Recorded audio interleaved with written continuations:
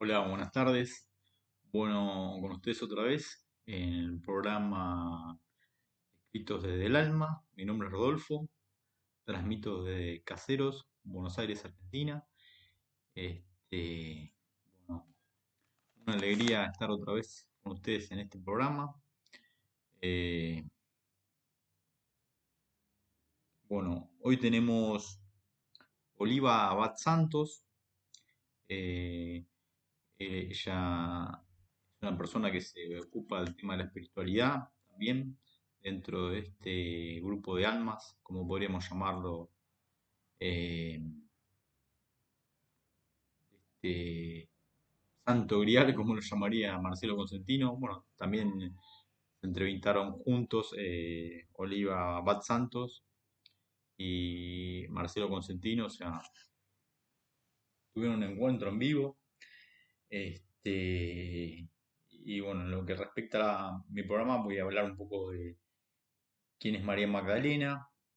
Este, un poco describe ella eh, lo que sabe de ese tema, ¿sí?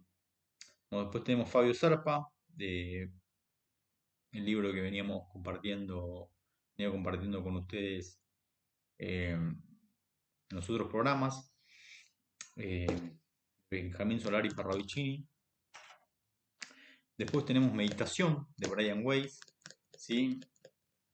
Y por último tenemos Yoga de Indra Devi. Hoy va a ser un programa más cortito que el programa anterior, ya que bueno, mis obligaciones laborales y bueno, lo indican. Pero de todas formas,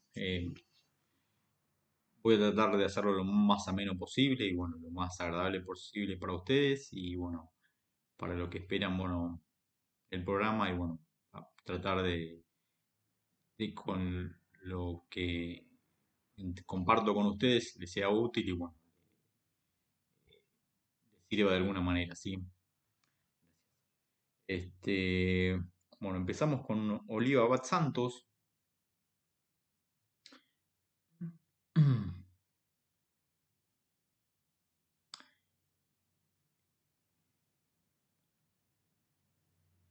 Bueno, Oliva Bat Santos es una maestra holística, coaching transvibracional, ¿sí? Bastante conocida en internet, que tiene su programa en YouTube también. Y bueno, y acá habla y se pregunta quién es María Magdalena, ¿sí? Este, ¿Qué representa?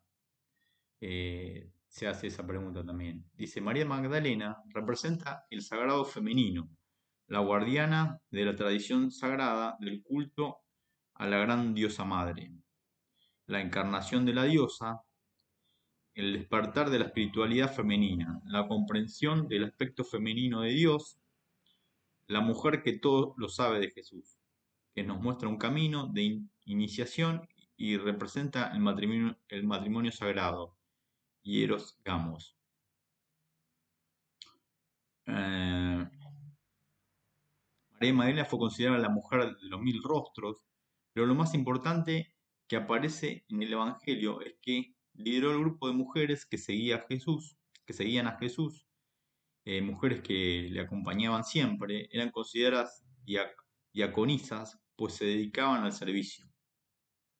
Eh, Fue fiel a la crucifixión, permaneció hasta el final a los pies de la cruz.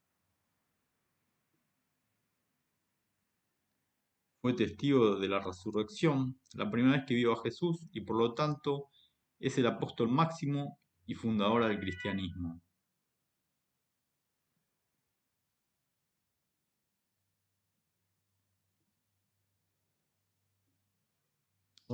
Origen. María Magdalena es una mujer judía descendiente de la tribu de Benjamín, una de las 12 tribus de Israel, culta, letrada, que respetaba la Torá, texto que contiene la ley y el patrimonio identitario del pueblo judío.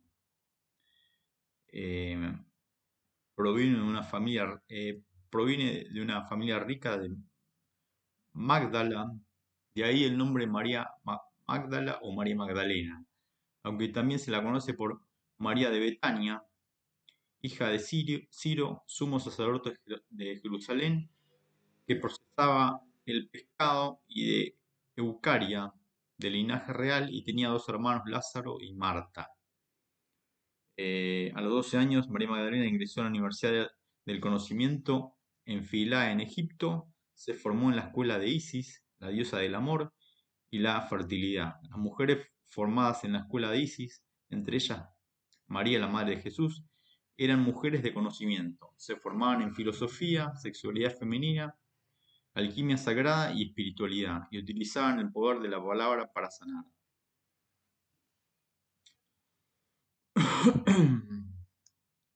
Eh,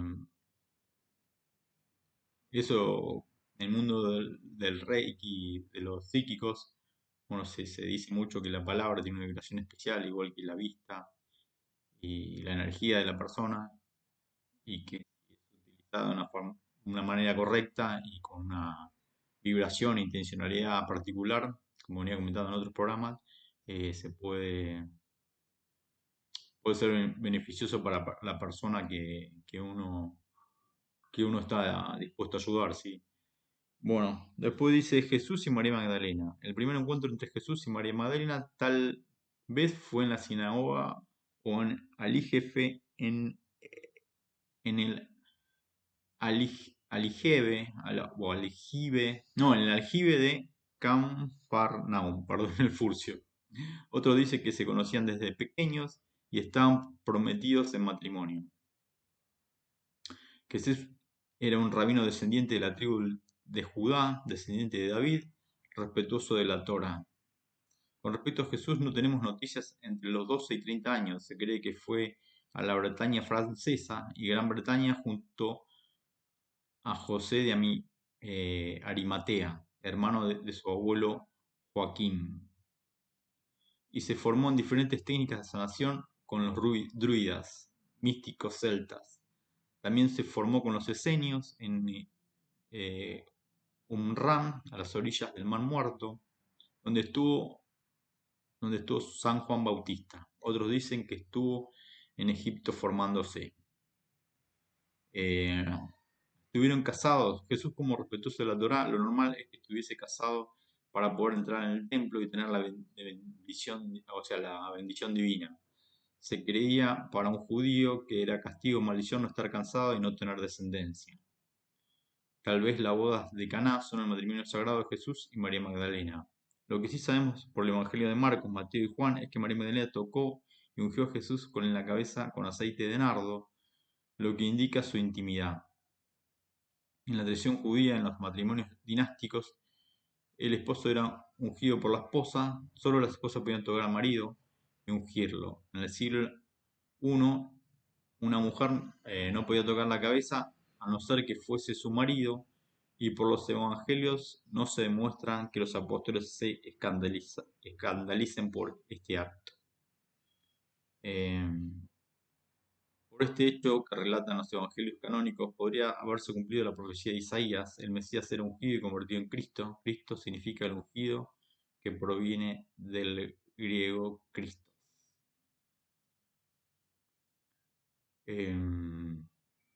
Este rito viene de tiempos antiguos de Egipto, en los que la mujer, la sacerdotisa, ungía al rey y le daba el estatus real con esta unción. De la misma manera que la unción de María Magdalena pudo haber dado el estatus de Mesías a Jesús, convirtiéndolo en Cristo.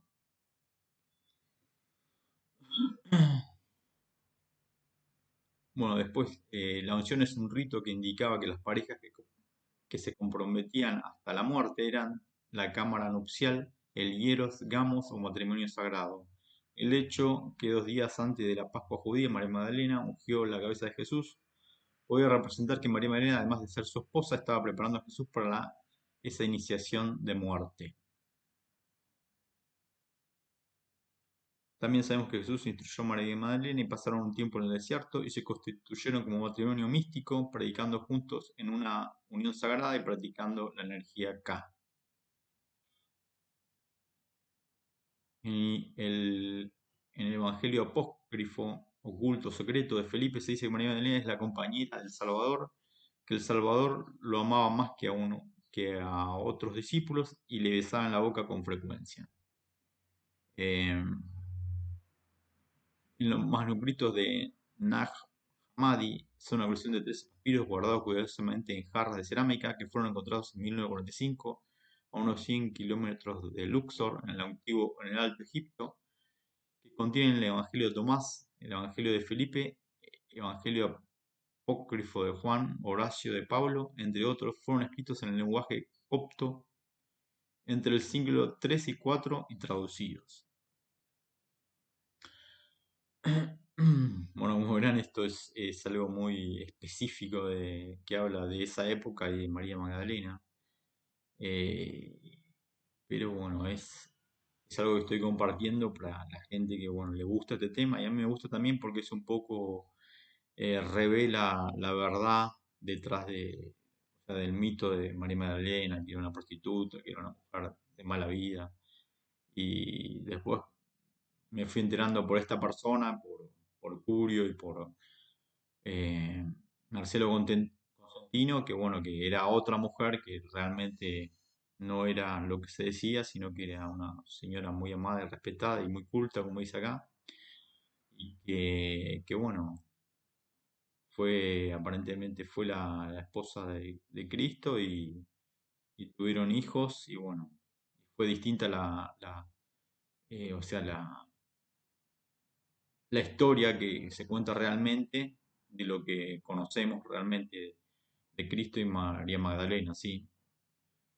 Por eso es muy apasionante un poco compartir más allá de estos datos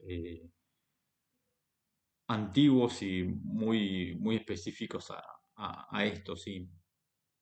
Bueno, después dice, María Magdalena, según los evangelios, fue la primera en ver a Jesús muerto, o sea, a Jesús después de muerto, cuando ella iba a ungir el cuerpo de su amado. Solo la familia muy cercana podía hacer esto, así que parece muy lógico pensar que Jesús y María Magdalena estuviesen casados, era lo normal en la tradición judía, y de hecho los apóstoles lo estaban, y también los clérigos, hasta 1139.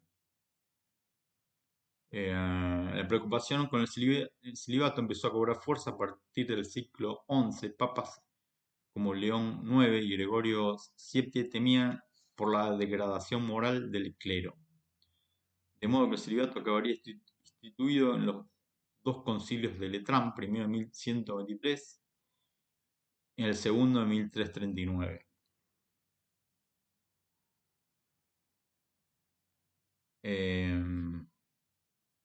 Bueno, después de la crucifixión y ascensión de Jesús a los cielos, María Magdalena busca un lugar para refugiarse y se cree que fue Egipto, tal vez para dar a luz a su hija Sara, Sara la Cali, Sara la Negra. 9 años después llegó al sur de Francia, a Saint-Maurice de la Mer, año 42 después de Cristo, cerca de Marsella, junto a José de Arimatea, Lázaro, Marta, su hija Sara, María Jacobea, María Salomé y el grupo de los discípulos de Cristo. Allí fue bien recibida por los druidas celtas con los que José de Arimatea tenía muy buenos contactos. María Magdalena se movió por lo que hoy conocemos como el país cátaro, evangelizando y llevando la palabra de Jesús durante unos 25 años aproximadamente hasta su muerte.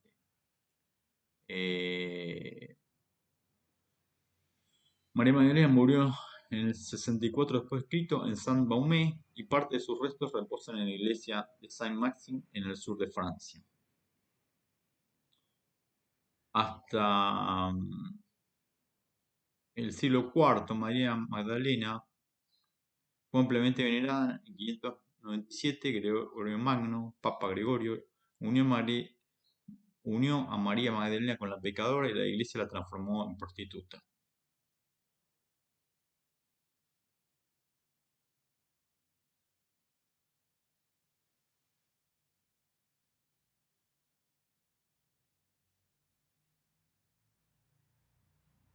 Sin embargo, la veneración a María Magdalena en el sur de Francia siguió manteniéndose muy fuerte y muy viva hasta nuestros días. En 1969 la reconoce la iglesia como santa.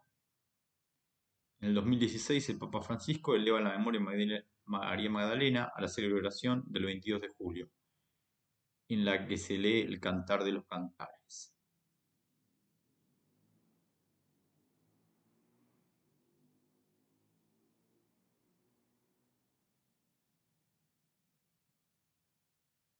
El Cantar de los Cantares es el texto más erótico de la Biblia. Versículos hablan del amor que representa por la Iglesia el simbolismo del amor de Dios por el pueblo, pero en realidad se cree que cuenta la historia de amor entre Jesús y María Magdalena, como dijo San Bernardo de Claraval, monje cisterciense francés. Este texto era reconocido por la Torá. Bueno, después habla un poco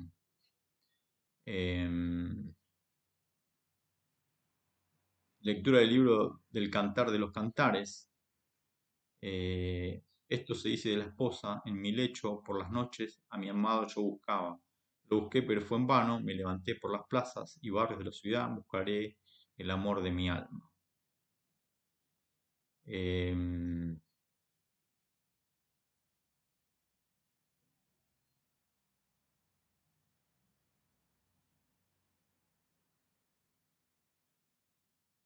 Lo busqué pero fue en vano y me encontraron los guardias de la ciudad y les dije que no vieron a aquel que ama mi alma y apenas se fueron,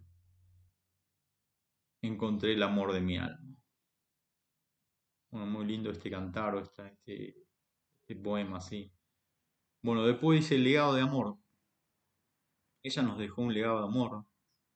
Enseñaba la palabra de Cristo, bautizaba, ofrecía la paz, vivía en contacto con la naturaleza, se conectaba en su interior para hablar con el Padre en medio de la montaña, como lo hacía Jesús en sus meditaciones.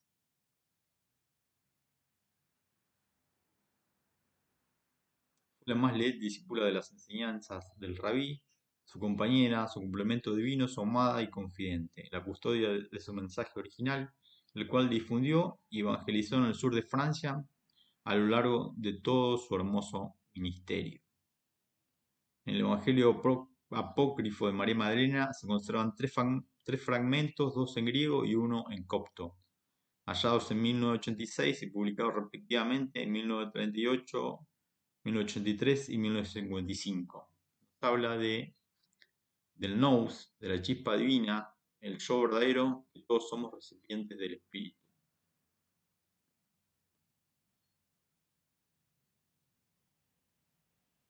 Em,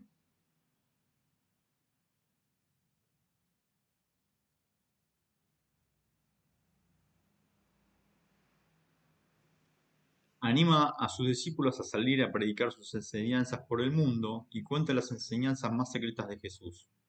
Sin duda, María Magdalena es el primer apóstol de Jesucristo, evangelizadora de la palabra de Cristo, el apóstol de los apóstoles, además de ser su gran amada esposa.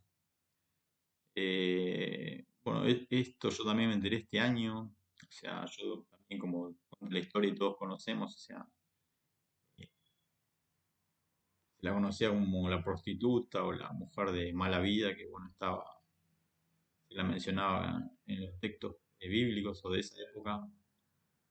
Y bueno, y después nos damos cuenta que una mujer muy culta, muy amada, respetuosa, era la compañía de Cristo y bueno, además de ser su gran amada esposa, como dice acá, uno se va dando cuenta de la verdadera historia, como dice Marcelo Curio y Marcelo Consentino, cómo las cosas son realmente, hay otra historia, que es la historia real, como cuentan ellos y cuenta Oliva Abad Santos, que yo estoy compartiendo este mensaje de ella, y uno se dice, bueno, a veces la historia es distinta a lo que uno conoce, y eso es lo apasionante de este tipo de escritos, ¿sí? Y también lo que comparte Curio y lo que comparte eh, Marcelo Consentino. Bueno, yo también en lo que respecta a mi segundo libro, puede ser que también me tome un tiempo, como Curio se lo está tomando ahora para escribir su segundo libro. Yo para terminar mi segundo libro y terminar o sea, darle luz, si bien ya lo registré el primero, pero el segundo lo tengo que terminar y el primero lo tengo que llevar a las bibliotecas y hacer todo el tema de, de darle, o sea, publicar los libros, ¿sí? Si bien ya está terminado, pero lo tengo que publicar, llevar a las librerías, hacer todo el tema de distribución y todo ese tema. Por eso puede ser que, eh, como está haciendo Curio, o sea, desaparezca un poco de YouTube y de otra red social para, para concentrarme en darle publicidad a mi primer libro y terminar con el segundo, sí. Y después sí, por supuesto, ya apareceré en forma, eh, o sea, otra vez para mostrarle los libros y bueno, y hacer la respectiva publicidad de ellos, sí. Pero bueno, por ahora dispongo de unos días más, así que mientras tanto voy a seguir grabando otros programas, ¿sí? Bueno, después dice el linaje de María Magdalena y Jesucristo, los Desposinini. O sea, ella le dice los Desposini. De la unión sagrada entre Jesús y María Magdalena cuenta la tradición oral que tuvieron una descendencia. Sí, esto tampoco lo sabía yo y bueno, me enteré este año, o a fin del año pasado, una cosa así. Si los familiares consanguíneos de Jesús y María Magdalena se llamaban Desposini, se cree que fueron Joshua David, que fundó el primer cristianismo en el Reino Unido, Glastonbury, Juan José se instaló en Italia, Florencia los Medici, Sara Tomar, que vivió en el sur de Francia.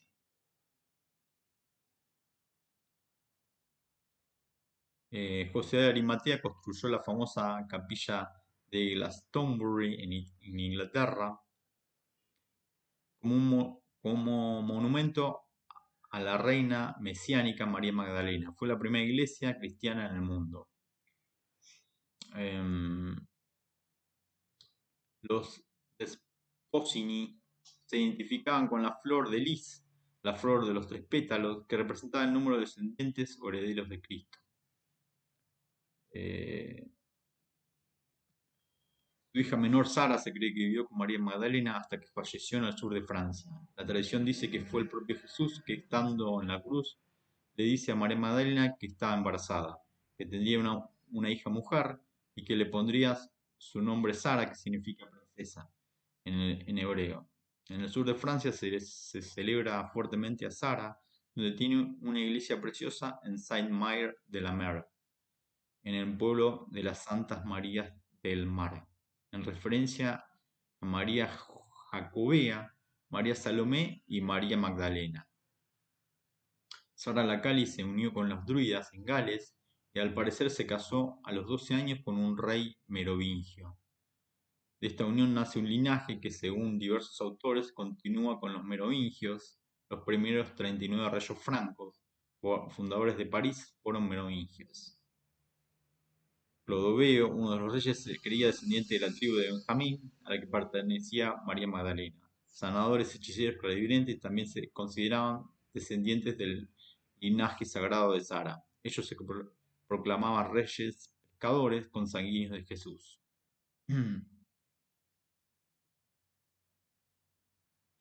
A partir de ahí, la flor de lis y el lirio se asoció a María Magdalena. Cada pétalo representaba un hijo y pasó a ser el emblema de la realeza francesa con los merovingios. En el 318 después de Cristo, el último Desposení le dice al Papa que lo reconozcan como heredero de Jesús. Al parecer, toda la descendencia de los merovingios está en el tarot representado como un camino de vida. El linaje sigue con los templarios y llega hasta la actualidad a través de las familias Plantard, Saint-Clar y Toulouse, entre otras. Todo ello da origen al Santo Grial, el Santo Grial o sangre real, que es la descendencia de la casa de David.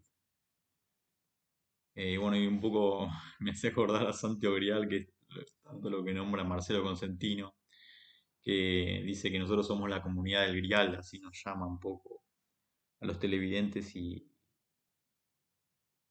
y amigos de él, digamos, ¿sí? Que tenemos una cierta afinidad con él, eh, en el sentido que, bueno, lo tomamos como alguien cercano, eh, que, que, bueno, está también en esto, en el tema de la nueva era y tratar de ayudar al prójimo, ¿sí? Eh, y ser y aportar su grano de luz, ¿sí? Bueno, el que quiera ver que vea y el que tenga vivo que oiga. Bueno, estos hermosos escritos, ¿sí? Son de Oliva Bat Santos y bueno, es el aporte que ella hizo respecto a este tema, ¿sí? Bueno, después tenemos a querido Fabio Serpa, eh, y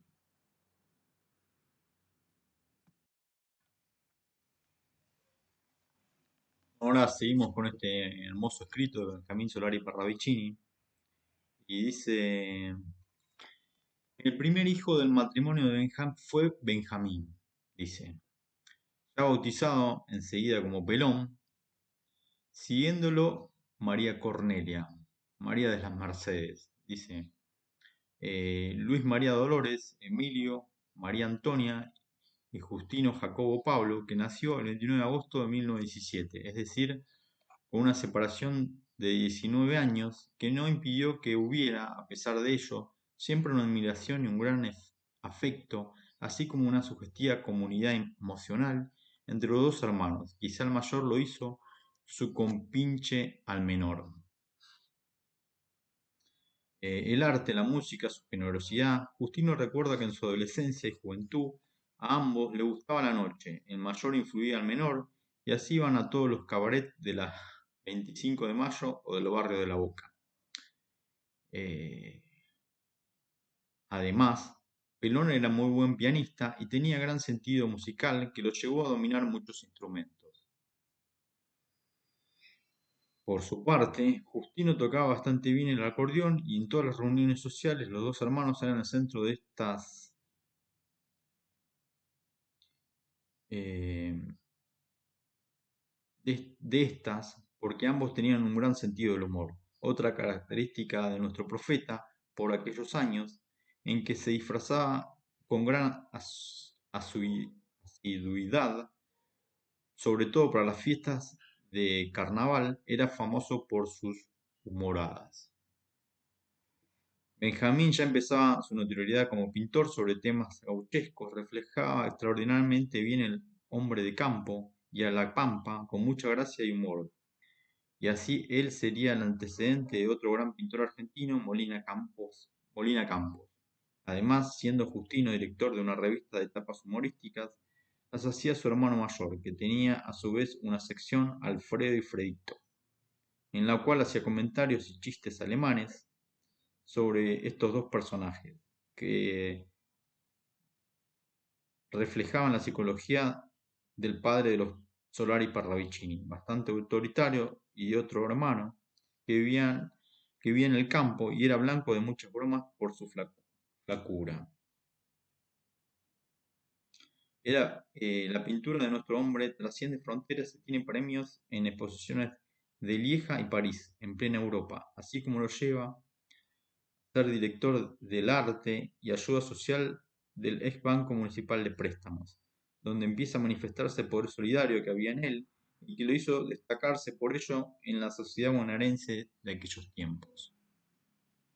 Pelón llega también a especializarse en la realización de magníficos payasos con la inspiración de su amigo Frank Brown, notorio cirquero criollo, tío Florencio, que se destacaba con esas características actorales que lo hicieron famoso en el teatro, radio y cine argentinos.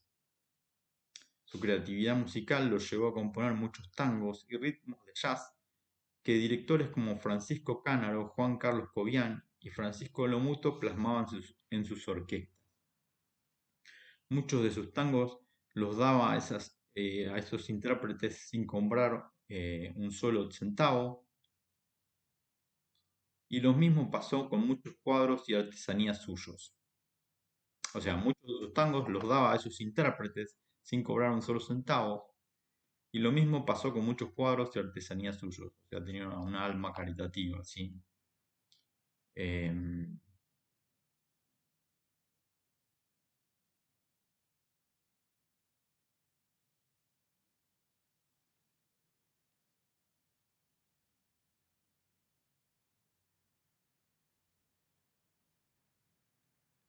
sus fracasos comerciales y el inicio de sus manifestaciones paranormales. En varias oportunidades tuvo negocios en que él fracasó como comercial. Siempre, dice, en varias oportunidades tuvo negocios en que el fracaso comercial estuvo presente, siempre estuvo presente, porque no le interesaba la plata, como él decía, a pesar de que se dedicaba a vender sus realizaciones artísticas.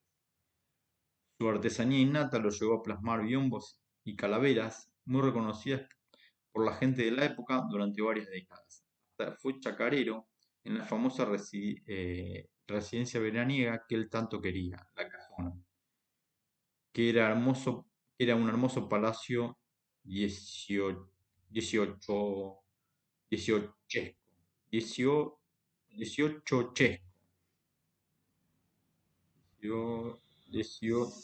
18chesco.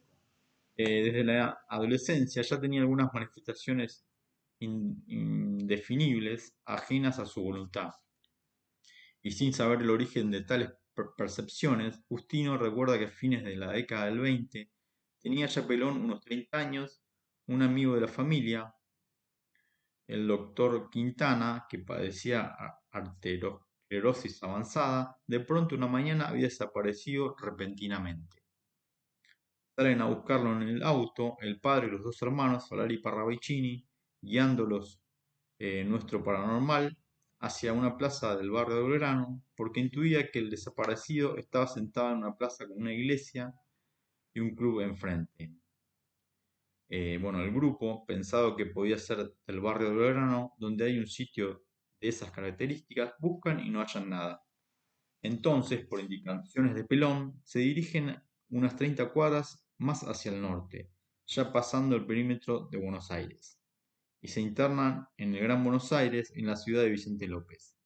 De pronto, en una avenida, el paragnosta pide doblar hacia la derecha, llegando así a la plaza central de ese lugar, cerca de la estación del ferrocarril. Los trenes rodean el sitio y allí en la plaza, sentado en un banco muy lejos de su casa, estaba el doctor Anzo Quintana, soportando las bromas de los otros testigos. Pelón se ríe muy contento, pensando todo en la casualidad y no en el signo de precognición y quizá telepatía que ya estaba demostrando desde hacía años nuestro protagonista. Un nuevo Gerard Croiset, el gran paranormal holandés, estaba entre nosotros.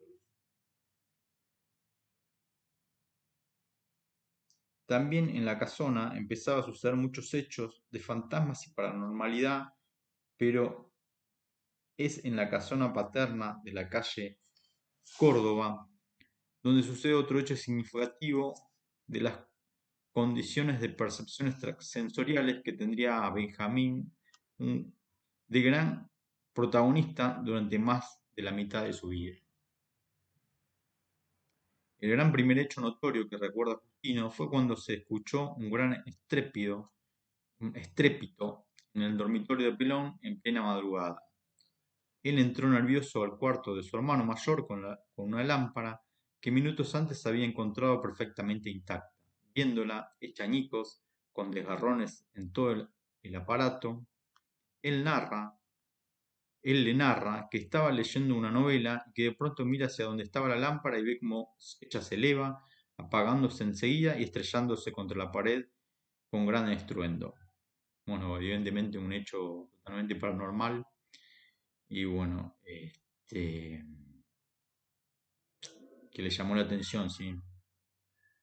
Y acá dice, evidentemente se trataba del clásico fenómeno parapsicológico de Psicapa, llamado poltergeist, producido por la mente que moviliza la materia. Hay una veintena de diferentes tipos de estos fenómenos y miles de casos registrados en el mundo entero. Después de este suceso, el profeta empieza a recibir mensajes en la soledad de la noche y a través de su mano, que se moviliza sola, los escribe como si fuera un mandato. De esta manera llegaba hasta el amanecer del día siguiente. Estas características van a suceder en el resto de su vida.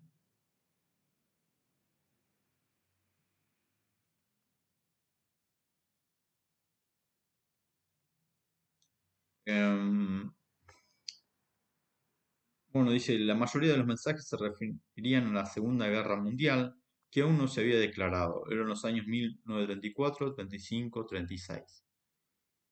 Mm, bueno, dice, Justino recuerda que quizás su primera psicografía que realizó y se cumplió fue el dibujo del dictador Benito Mussolini, colgado de los pies 8 años antes que el 29 de abril de 1945, cuando el duque es apresado por los guerrilleros y luego fusilado y colgado en una plaza pública con su cabeza hacia abajo. El 1 de mayo de 1945 se suicida Adolf Hitler y su mujer Eva Braun en el búnker de la Cancillería de Berlín. En julio de 1938, Pelón dibuja la imagen de los dictadores, en aquel año nadie pensaba en la terminación tan trágica de los dos. Atados en un poste de espaldas, Mussolini con su cabeza inclinada sobre el pecho, recién fusilado, el alemán mira de frente con un resabio de desafío. En el lado izquierdo se lee, con el mismo fin, el mismo fin. Realmente una extraordinaria profecía.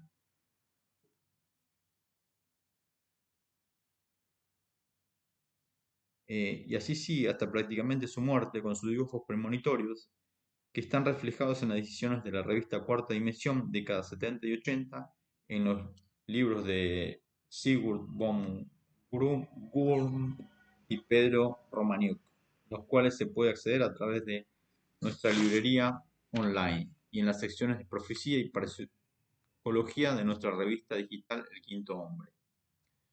Bueno, con esto terminamos los maravillosos escritos de Fabio Serpa, que habla sobre Benjamín Solari Parravicini y cuenta las anécdotas, bueno, que él le comentaba de él y su hermano, ¿sí? Y un poco de la vida de Benjamín que vivía por aquellos años, ¿sí?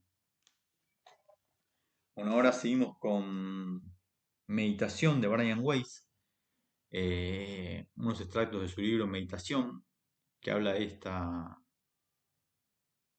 técnica o terapia, yo diría más técnica, también terapia por los resultados positivos que produce nuestra mente y nuestro cuerpo, ¿sí?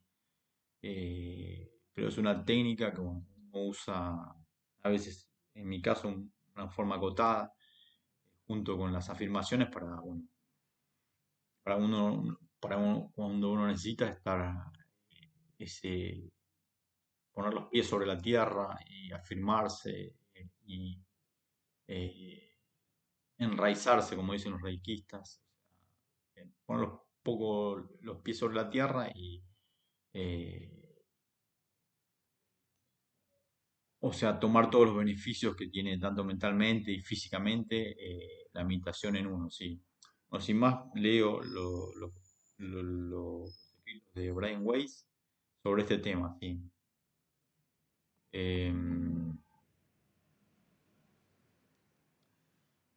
Brian Weiss dice, deja de pensar y utiliza tu sabiduría intuitiva para, para experimentar de nuevo el amor. Medita, sé consciente de que todo está relacionado, percibe tu verdadero ser, percibe a Dios. La meditación y la visualización te ayudarán a pensar menos y a iniciar la vuelta atrás. Entonces tendrá lugar la sanación. Empezarás a utilizar la parte de la mente que normalmente no usas y percibirás y comprenderás la verdad. Entonces te convertirás en una persona sabia y encontrarás la paz. La sabiduría de estas palabras queda reflejada en la historia que me contó un hombre excepcional durante un viaje que realicé a Sudamérica. Eduardo había sido un activista político en la década del 70 y la policía lo buscaba. Para evitar la presión, se mudó a un lugar remoto en el interior de su país. Allí vivió en una casa sencilla rodeada de montañas boscosas. No, esta anécdota la conté, pero bueno. Es muy, es muy linda esta parte, por eso bueno, eh, lo releo otra vez, sí. Dice, solía pasar horas junto a la ventana porque no tenía otra cosa que hacer, me comentó Eduardo. Durante ese tiempo, cavilaba sobre lo que ocurría en las ciudades eh, y en todo el país. Experimentaba una sensación de opresión en mi interior y me sentía perseguido, como si el mundo se cerniera sobre mí. Al principio fue como un infierno, sin embargo, poco a poco aquellas sensaciones se desvanecieron. No recuerdo cuánto tardaron en desaparecer, una semana más o menos. Después dediqué el tiempo a contemplar el bosque, los arbustos, los árboles y las montañas sencillamente. El exterior se asemejaba a un mar interminable de colinas ondulantes que se extienden hasta donde alcanza la vista. Un día me di cuenta de que las personas que me buscaban, por muy poderosa que fueran, nunca lograrían encontrarme si me escondía entre los arbustos de la cima de una de aquellas montañas. La idea parecía absurda, pero sorprendentemente me tranquilizó y me ayudó a pasar aquellos días. Entonces pude disfrutar mientras miraba por la ventana toda aquella vegetación. El bosque del exterior era muy hermoso y la vista era de verdad magnífica. Eduardo desarrolló de forma intuitiva una manera de meditar. Estaba virtualmente hipnotizado por el paisaje que lo rodeaba y a medida que sus tensiones remitieron, se sintió más vivo y receptivo con respecto al presente. En consecuencia, fue más consciente de todos los matices y el encanto de la naturaleza. Desde aquel punto de vista nuevo, su situación le pareció menos peligrosa y logró vislumbrar una salida. A través del mismo proceso, todos podemos transformar nuestros resentimientos, odios, frustraciones y obsesiones. La meditación nos ofrece la oportunidad de escapar de nuestra forma física. Además de una perspectiva superior, nuestros problemas se desvanecen. La sanación y el equilibrio verdaderos dependen de que volvamos a recuperar nuestra esencia espiritual. Si es tan sanador la naturaleza, los lugares al aire libre, naturales, que bueno, los reikistas y los que se dedican a la espiritualidad y también la medicina clásica sabe que bueno, la luz, el sol, el aire libre están la energía del sol es tan importante para nuestro organismo, tomarlo de una medida adecuada y ser consciente, bueno, de los beneficios que uno tiene, tanto muchos hablan de la zona costera, cerca del mar, de la brisa del mar, y hasta hay gente que toma agua de mar, que bueno, me parece muy bien. Eh, Mucha gente escuché eso, y bueno, o sea, la naturaleza es muy sanadora. Eh, Ayuda a purificar y el oxígeno, nosotros los que practicamos yoga y bueno, los reikistas sabemos lo importante de los lugares en la naturaleza para recargarse y bueno, cercanos al mar por el tema de la salinidad, para también oxigenarse y liberarse de impurezas que están, por eso también están las lámparas de sal y todo el tema ese que, que hace la sanación del cuerpo físico y bueno, mental también, áurico. Sí, la naturaleza es sanadora, como dice Jaime Van Praagh también, y ayuda bueno, a conectarnos con nuestra luz divina y bueno, y a sanar nuestro cuerpo, sí. Bueno, leo una pequeña estrofa más de estos escritos de meditación de Brian Weiss y seguimos con yoga.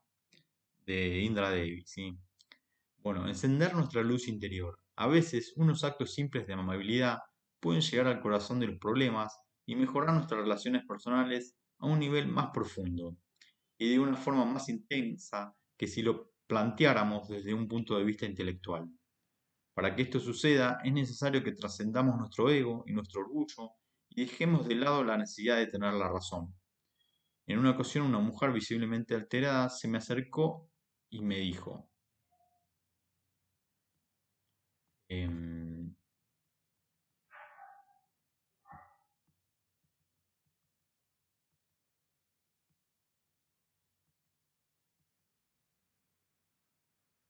me siento muy mal cuando miro hacia atrás y recuerdo la forma estricta y autoritaria en que eduqué a mi hijo mayor. Yo era muy joven e inmadura y lo eduqué como mi madre me había educado a mí. Ojalá pudiera volver a empezar. Ámelo ahora como desearía haberlo hecho cuando era pequeño, le respondí. Y con eso terminamos por hoy. Ese hermoso consejo que bueno, le dio a esta mujer. eh, Brian Weiss. Y continuamos con los escritos de Mataji Indra Devi, de yoga. Como le dije, este va a ser un programa más corto por mis obligaciones laborales, así me lo requieren, pero, pero sin descuidar el contenido y bueno, las ganas de transmitir eh, unas palabras desde el alma, como se llama este programa, escritos desde el alma, que bueno, que así decidí llamarlo, ¿sí? Bueno, y ahora Mataji, retomando los escritos de ella, que venía hablando un poco de sus iniciaciones como profesor de yoga, profesora de yoga y cómo se sumergió eh, por completo, cómo se empezaba a sumergir por completo en la vida del yoga, o sea, en la meditación, la alimentación, hubo un giro radical, inclusive las costumbres. Ya no le interesaba más las joyas ni la ropa palario, extravagante, sino que en un momento dice, me sentí más cómoda llevando un sari que todas esas joyas y esa ropa tan extravagante, podríamos decirlo, o, o de noche que era, eh, estaba en un buque y bueno, decía, yo no me sentía cómodo con esa ropa y bueno, agarré y me saqué todo eso y me puse un sari. O sea, le empezó a surgir la sencillez en ella. ¿Sí? Y acá habla un poco de eso, dice, cuando le hice ver mis temores y lo que me costaba escribir, me dijo, yo le escribiré el prefacio, con eso bastará para que el libro se venda. Esas palabras del doctor Deshmukh, lejos de representar un alarde, encerraban una gran verdad, ya que por esos días su nombre aparecía en todos los periódicos de la India, debido a que el Parlamento había aprobado un proyecto de ley por el cual él había luchado durante 8 años y ahora causaba una verdadera revolución.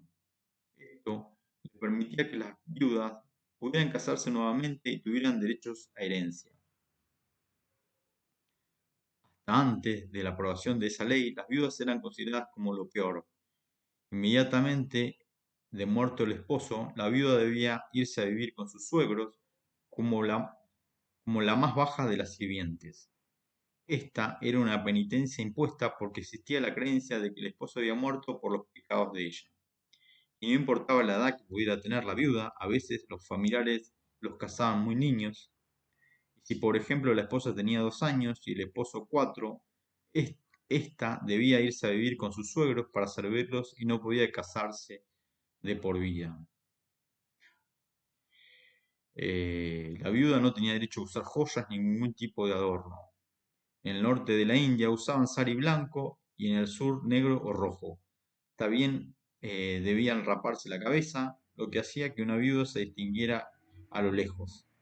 Encontrarse con una viuda en la calle era signo de mala suerte, no tenían siquiera derecho a asistir a fiestas familiares.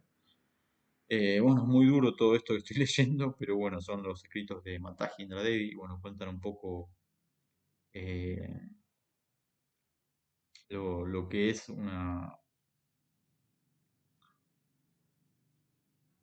digamos, eh,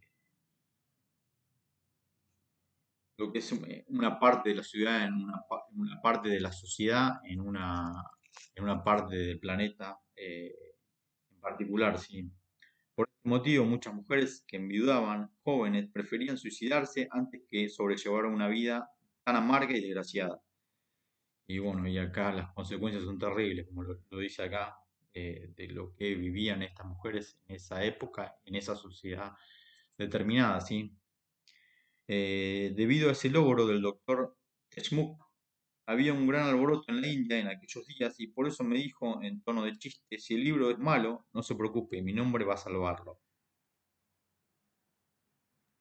Luego fui a los Himalayas para continuar mis estudios personales con un gran yogi, Swami Somatashram. Bueno, mientras me encontraba en el palacio de montaña del Mahara del Tehri, escribí el libro Yoga, la técnica de la salud y la felicidad, que dediqué a mi amiga la Maharani y cuyo prólogo fue escrito por el doctor Deshmukh.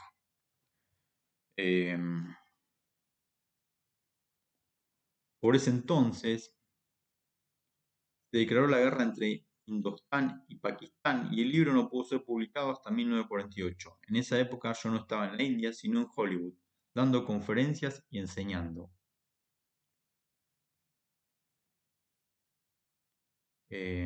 Muy pronto fueron alumnos míos Greta Garbo, Gloria Swanson,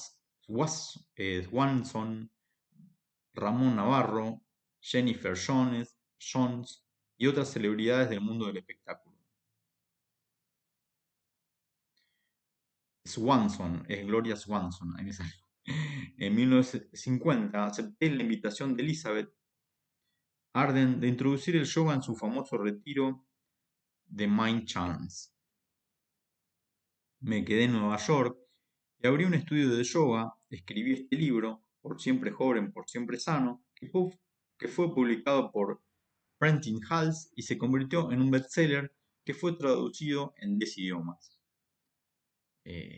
Bueno, no se lo merece, Mataji fue siempre y es mi gran maestra que bueno, me cambió la vida en torno a la respiración voluntaria, eso que respiramos voluntariamente y bueno, yo se lo agradezco porque eso lo descubrí, como lo conté en otro programa, en un aviso de ella todavía vivía, era principios del 2001 y en subte de Buenos Aires había un aviso de ella que decía algo así como la respiración voluntaria te ayuda a estar despierto, más energizado, te cambia la vida, una cosa así decía el sur. Y bueno, y era un aviso de la fundación, en ese momento yo todavía vivía, de la fundación que aún existe, que se llama Fundación Indra Devi. Y al leer de casualidad, o esa sincronía divina, podría llamarlo Marcelo Consentino, que apareció en mi vida y bueno, gracias a Dios y gracias a ella, me cambió la vida para siempre. Y bueno, y esto es lo mínimo que puedo hacer es leer y compartir en mis redes sociales, en mi canal, los escritos de ella, ¿sí? Em, Mi editor arregló conferencias de prensa, entrevistas en la televisión y radio en todas las grandes ciudades de los Estados Unidos. Luego me propuso hacer un libro que permitiera al lector practicar sin necesidad de tener un maestro al lado. Y es así como luego publicó estos dos títulos, Yoga para Todos, renueve su vida practicando yoga, y con esto el yoga se fue popularizando en los Estados Unidos y en casi todo el mundo. En 1953 me casé en Los Ángeles con el doctor Siegfried Nauer, un médico extraordinario y un ser humano de alta espiritualidad. Él me ayudó mucho con su apoyo y con sus consejos valiosos. Después de haber leído un artículo sobre el interés de Rusia en el yoga, decidí viajar a Moscú con mi asistente indio Bala Krishna. El embajador de la India allá, Semnon, amigo mío desde la época de mi residencia en Shanghái, me pidió dar una conferencia para convencer a los líderes soviéticos de que el yoga no es una religión, sino un método para el desarrollo físico, mental y espiritual.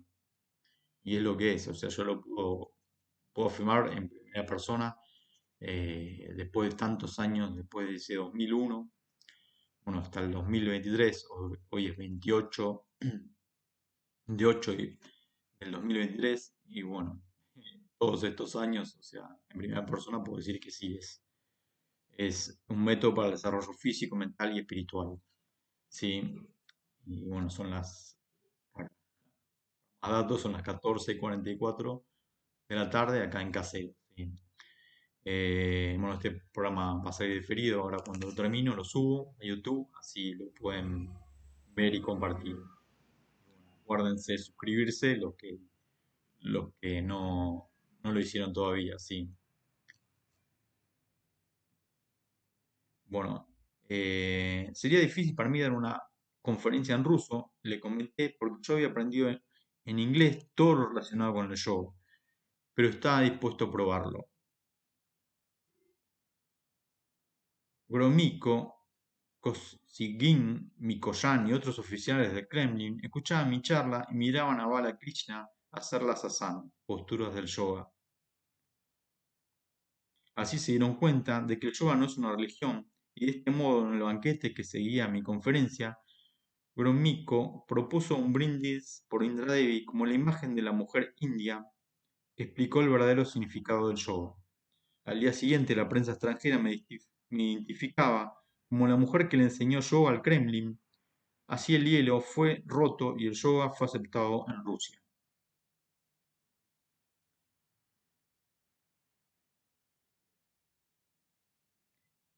Moscú, mayo de 1960, Indra Devi, junto al embajador de la India, Kepi Menon, el jefe del Estado Mikoyan y su intérprete, después de la conferencia para los altos funcionarios del Kremlin.